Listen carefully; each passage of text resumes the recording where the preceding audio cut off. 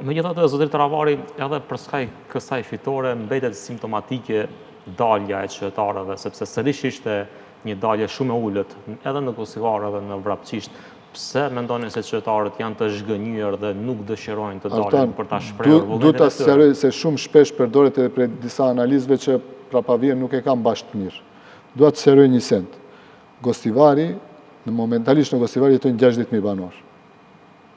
60.000 banor kanë Gostivar që jetojnë rezident. Në listën zgjedhore në Gostivar janë 86.000 votues. Anë Tetov 88.000. Tetov momentalisht jetojnë mbi 80.000 banor.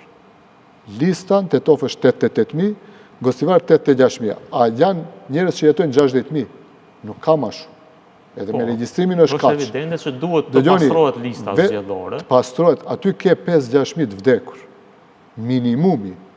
A e dini zgjedhjet përsëriten në ish komunën e Gostivarit. Ish komunën e Gostivarit janë Vrapçishti, Mavrova dhe Gostivari. Vetëm këtu nuk janë. Imagjinoni, 2021 ka pas Gostivar 79.000 votues. Tash ka 84 apo 86, s'jam i sigurt. 5.000-6.000 ma shumë. Në Manastir, 2021, se disa ka pas tash ka minus 5.000. Më thënë, Gostivari janë shtu, a në Manastir janë zvoglu edhe plot komunat të Maqedonisë Lindore.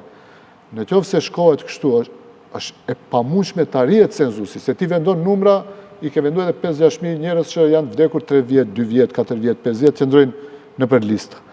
Imagjinoni, Valbon Limani merë vota, me vota në rundin e parë, 16.950, 17.000.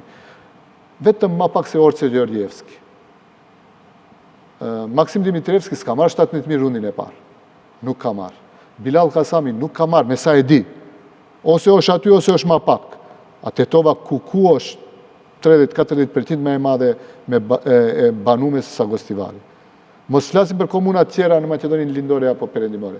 Do të thënë, Valbon Limani është një prej 2-3 kryetarëve më të votuar. Mos flasim për Çairin. Izeti është zgjedhur prej rundin e parë me 15.000 vota. Në Çair ka më shumë banor rezident se sa në Gostivar.